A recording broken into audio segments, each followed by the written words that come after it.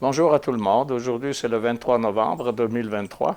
Donc, 2 fois 23 dans la date, ça ne veut rien dire, mais ceux qui aiment les numéros, ben, ça veut dire peut-être quelque chose. De toute façon, qu'est-ce que ça dit, par exemple, aux États-Unis? C'est qu'aujourd'hui, c'est le Thanksgiving Day. Et donc, finalement, les bourses sont fermées.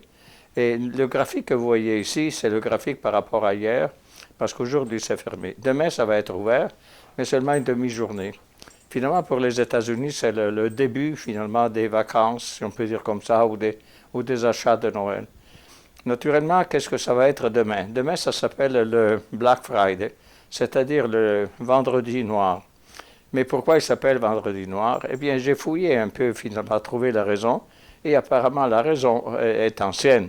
Ça remonte à... J'ai marqué les noms ici, regardez. Ici, il y avait un Black Friday, qui était le vendredi. C'était un vendredi, d'accord, comme vendredi ici, mais c'était le 24 septembre dans ce cas-là. Et qu'est-ce que c'était? Ça, c'était en 1869, donc ça date quand même 150 ans, à peu près de différence. Et puis, qu'est-ce que c'était ce Black Friday?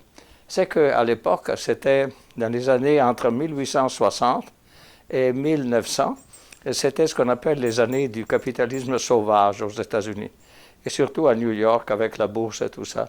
Et il y avait à l'époque deux spéculateurs, deux gros spéculateurs, deux bandits vraiment, mais que tout le monde adorait finalement parce que c'était un exemple de richesse inouïe comme jamais on avait vu aux États-Unis.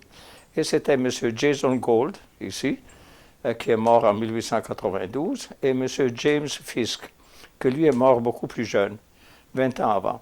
Donc, ces deux messieurs-là, ils spéculaient sur le fait que quand la guerre de sécession, c'est marqué ici, guerre de sécession 1861-1865, quand la guerre de sécession est terminée, naturellement, les coffres de l'État, le trésor, il n'y avait plus d'argent. Donc, pour payer finalement les dettes de cette guerre civile qui avait été atroce et très coûteuse, finalement, le président de l'époque était M. Grant. Qu'est-ce qu'il a fait? Il commandait au trésor de vendre l'or. Donc, il y avait des escortes d'or, des inventaires de l'or, et il vendait l'or. En vendant l'or, l'or se mettait à se déprécier de prix. Et naturellement, ben, ça descend, ça descend, ça descend. À un certain moment, les deux spéculateurs ici, M. Gold et M. Fisk, ont pensé finalement de convaincre M. Grant d'arrêter de vendre l'or. Mais juste avant d'arrêter de vendre l'or, M. Grant avait dit oui, parce qu'il lui a dit, écoutez, ça fait du mal à l'agriculture, ça fait du mal à l'économie, votre vente d'or et tout ça. N'oubliez pas qu'à l'époque, la monnaie était liée à l'or. Hein? Ce n'est pas comme aujourd'hui que c'est du fiat money, donc détaché des métaux précieux. Mais à l'époque, c'était lié aux métaux précieux. Donc finalement, en vendant beaucoup d'or, ça dépréciait la monnaie. Ces deux messieurs-là, ils ont réussi à convaincre M. Grant à arrêter temporairement, et autant que possible pour toujours, de vendre de l'or. Mais en même temps, qu'est-ce qu'ils avaient fait les deux? Les deux, ils avaient accaparé, vraiment, ils avaient acheté de l'or, et l'or ne valait finalement, vu qu'il y avait des ventes à la semaine d'or, le prix de l'or était tombé. Donc, par rapport au dollar US, avec peu de dollars US, papier, on pouvait acheter beaucoup d'or. C'est ça qu'ils ont fait les deux.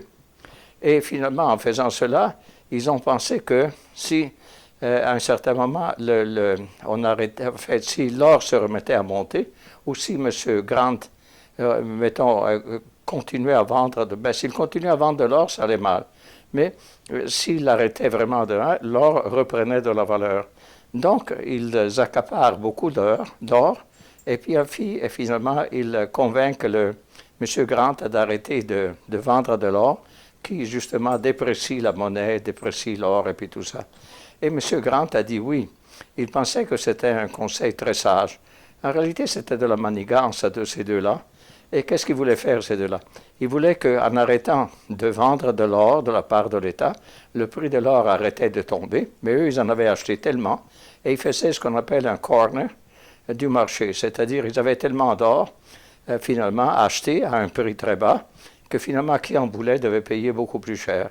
Donc, ils spéculaient à la hausse l'or si on arrêtait de le vendre. Quand M. Grant a finalement compris, parce qu'il avait le beau-frère qui était là-dedans aussi, enfin une affaire compliquée, mais les sites Internet que je vous ai donnés, ils vous racontent tout ça.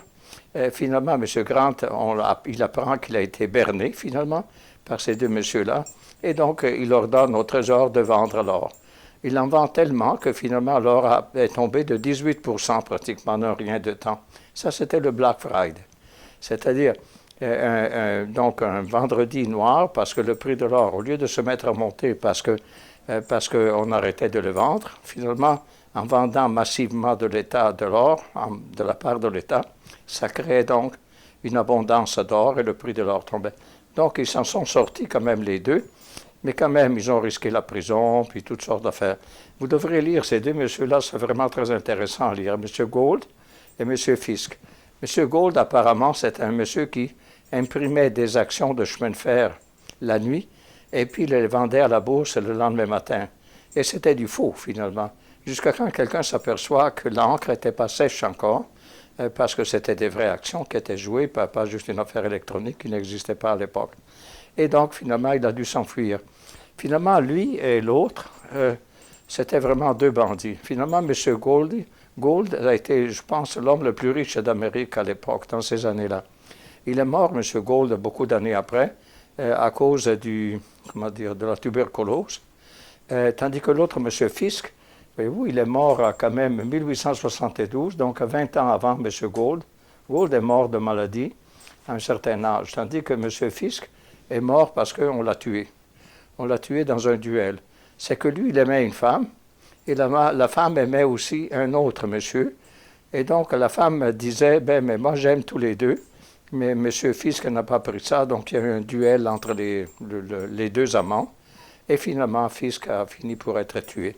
Il y a eu un procès, il y a eu toutes sortes d'affaires. Lisez, ces deux messieurs-là sont vraiment intéressants de voir comment ça marchait, le marché, finalement, des richesses de l'époque. Les richesses étaient faites surtout par les chemins de fer. Parce que s'il n'y avait pas de chemin de fer, finalement, toute la production s'arrêtait, par exemple, à la côte est des États-Unis, c'est-à-dire New York, Boston et tout ça. Mais vu que le chemin de fer permettait d'aller au-delà, finalement, vers l'ouest, donc ça permettait de vendre les produits produits dans l'est, de les vendre à l'ouest. Donc le chemin de fer était vraiment très important. Donc les deux, Jason Gould et James Fisk, étaient donc finalement dans les chemins de fer. Et comme je vous dis, ils étaient ultra riches. Ils ont fait des histoires assez incroyables. Ils ont séquestré quelqu'un au Canada. Et puis, mais le Canada n'a pas recours. Enfin, ils ont séquestré quelqu'un au Canada, soi-disant que c'était quelqu'un qui avait promis de l'argent, qui ne l'avait pas mis, au nom des Européens qui devaient financer des projets de chemin de fer. Mais la Gendarmerie royale du Canada n'y a pas cru. Et puis finalement, lisez un peu tout ça, c'est dans les références, c'est vraiment très intéressant. Aujourd'hui, on est un monde calme, tranquille, par rapport à ce que c'était à l'époque. Et ça excitait beaucoup les New-Yorkais, tout ça. Finalement, ça c'était pour dire d'où ça vient le nom Black Friday. C'est parce que finalement, on dit essentiellement, c'est ce jour-là, c'est quand l'or s'est mis à s'effondrer. Mais en réalité, ça n'a rien à voir avec aujourd'hui le Black Friday. Le Black Friday, ça veut dire que vous avez les compagnies, et donc ils font ils vendent, c'est marqué ici en haut, le jour après le jour de l'Action de grâce, donc demain, début de la saison des achats de Noël, et ce sont des soldes très proportionnels à des prix réduits. C'est à peu près ça ce qu'on a. Naturellement, la question c'est pourquoi on a la saison des achats de Noël, et pourquoi à Noël on se fait des cadeaux. D'où ça vient cette histoire des cadeaux? Je dois vous dire, c'est une fête en quelque sorte très chrétienne. Pourquoi? Parce que, avant que, si vous lisez la Bible et puis tout ça, c'est marqué que finalement, à un certain moment, le Dieu aurait fait un cadeau à l'humanité. Et le cadeau, c'était l'arrivée de Jésus-Christ. Donc le cadeau, c'était Jésus-Christ, et Jésus-Christ est arrivé, donc à Noël. Vrai, pas vrai, tout ça, mais ça reste que ça, c'est la philosophie de fond des cadeaux. Donc on se fait des cadeaux, en quelque sorte, pour se remercier l'un l'autre d'avoir ce cadeau du ciel. Ça, c'était à l'origine. Aujourd'hui, naturellement, on ne regarde pas ça, mais c'est ça, pour vous dire. Et ça reflète, et pourquoi, regardez, ça reflète aussi le principe de rareté. C'est-à-dire, si on a un bien qui est produit en petite quantité, mais tout le monde le veut, le prix monte. Mais quand on en offre beaucoup d'un coup, le prix se met à tomber.